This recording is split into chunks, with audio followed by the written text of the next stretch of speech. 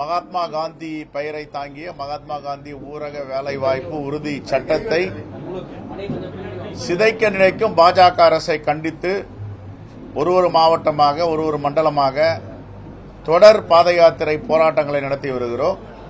திருச்சியிலே நேற்று மிகப்பெரிய பேரணி நடந்தது. 3 வேளாண்மை திருத்த கருப்பு சட்டத்தை எப்படி நாடாளுமன்றத்தை மூடிக்கொண்டு இரவோடு இரவாக நிறைவேற்றி 13 மாதங்கள் போராட்டத்திற்கு பிறகு திரும்ப பெற்றார்களோ அதே போன்று இந்த போராட்டத்தின் மூலமாக மகாத்மா காந்தி ஊரக வேலைவாய்ப்பு உறுதி சட்டத்தை சிதைக்க நினைக்கும் மோடி அரசு திரும்ப பெற வேண்டும். திரும்ப பெறும் வரை தமிழ்நாடு காங்கிரஸ் கமிட்டியின் சார்பாக இந்த போராட்டத்தை முன்னெடுப்போம். தலைவர் மல்லிகார்ஜுன கார்கே, தலைவர் ராகுல் காந்தி அவர்கள் தொடர்ந்து நாடாளுமன்றத்திலும் மக்கள் மன்றத்திலும் இந்த தேசம் முழுவதும் இந்த 100 நாள் வேலை செய்யும் ஏழை எளிய மக்களுக்காக போராடி வருகிறார்கள். அது எங்க அகில இந்திய தலைமை பேசிட்டு இருக்கு. அதுக்கு சம்பந்தமே கிடையாது. எல்லா தேர்தலையும் பேச்சுவார்த்தை நடக்கும், எல்லா தேர்தலையும் முன்ன பின்ன இருக்கும். அது நான் நேற்றுக்கு சொன்ன தான், மாண்புமிகு முதலமைச்சர் யாரையும் விட்டுக் கொடுக்க மாட்டார். அவர் பெரிய இதயம் படைத்தவர்.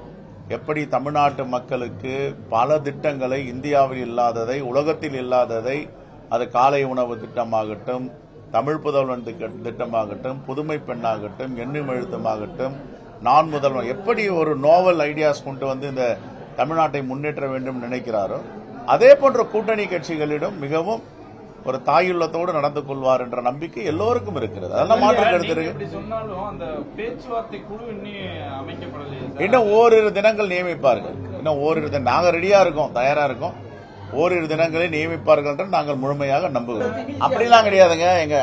அது தலை இல்லாத முண்ட மாதிரி கிடையாது, பாஜக மாதிரி ஜி ஜி ஜின்னு சொல்லிக்கணும். இது ஒரு ஜனநாயக கட்சி. எங்க கட்சி ஜனநாயகத்துக்கு உட்படு. எங்க தலைவர் மல்லிகார்ஜுன கார்கே, அவருடைய வயசு என்ன, அவருடைய அனுபவம் என்ன. எங்க இளைய தலைவர் ராகுல் காந்தி நாடாளுமன்றத்தை பேசினா நாடாளுமன்றத்துக்கு பிரதமரே வரமாட்டேன்றாரு.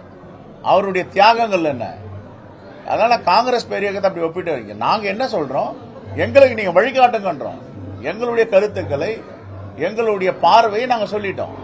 ஜனநாயகத்திற்கு முதன்மையான கட்சி. பேச்சுரிமை, எழுத்துரிமை, கருத்துரிமை. நான் கருத்தை சொல்றதான்றது தேவையில்லாதையும் பேசக்கூடாது. பேச்சுரிமை இருக்குன்றது தகாததை பேசக்கூடாது. நடக்கலாம், கைவீசி நடக்கலாம். மகாத்மா காந்தி சொன்னது, உனக்கு கைவீசி நடக்கிற உரிமை இருக்கு. கை வீசும் போது பிறர் மூக்கை தொட்டு நடக்கக்கூடாது. அதுதான் ஜனநாயகம். அதுல நம்முடைய லட்சுமண ரேகான்னு சொல்லுவாங்க. நம்ம வரைவு எல்லை கூடியங்க அதோடு நிக்கணும். என் லிமிட் எனக்கு தெரியும், என் உயரம் எனக்கு தெரியும். எல்லோரும் அதை புரிஞ்சுட்டா சரி. பிஜேபியோட ஒரே குறிக்கோள் அதிமுகவை கபலீகரம் செய்ய வேண்டும், அதிமுகவை விழுங்க வேண்டும். அதிமுகவை விழுங்கி அந்த கட்சியை 2ஆக 3ஆக உடைத்து மகாராஷ்டிராவில் செய்தது போல் அங்க ஒரு குடும்பத்தில் சரத் பவார், அஜித் பவார் எடுத்துட்டாங்க. சிவசேனா ஷிண்டேவை எடுத்துட்டாங்க. பீகார்ல முடிச்சிட்டாங்க. எல்லா மாநிலத்திலும் முடிச்சிட்டாங்க. கடைசியா இப்ப இங்க பாமக 2 ஆக்கிட்டாங்க, அதிமுக 3 ஆக்கிட்டாங்க. இப்ப இருக்கிற அதிமுக சுவாகா பண்ணணும், ஆக்டோபஸ் மாதிரி. அவங்க திட்டமே அதிமுகவை கையில் எடுக்க வேண்டியதுதான். அதுக்கு தெரியாமையோ அந்த கட்சியுடைய தலைமை விட்டு கொடுத்தாங்க. எல்லாத்தையும் சாசனத்தை எழுதி கொடுத்துட்டாங்க. இப்போ தேர்தலுக்கு பிறகு அதிமுகவும் பாஜக, இப்ப மட்டும் என்ன அதிமுக அங்க இருக்கு, பாஜகவுடைய கிளை கழகமா இருக்கு. அண்ணா திராவிட முன்னேற்ற கழகம் என்பது பாஜகவுடைய கிளை கழகம். அவர்கள் சொல்றது மீறி ஒன்னும் செய்ய முடியாது. அம்மையார் ஜெயலலிதா இருந்தா என்ன நடந்திருக்கும் கொஞ்சம் இமேஜின் பண்ணி பாருங்க.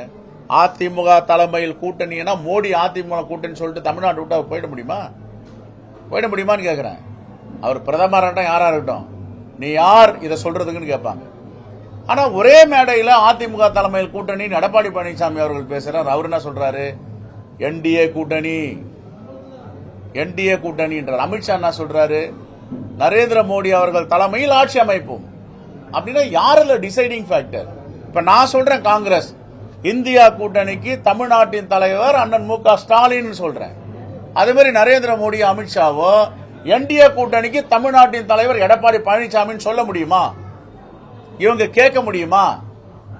யாராவது எழுந்து மோடி அவர்களை நீங்க சொல்லுவது தவறு, தமிழ்நாட்டில் நான் தான் தலைவர் கூட்டணி ஏன் சொல்லல அவரு?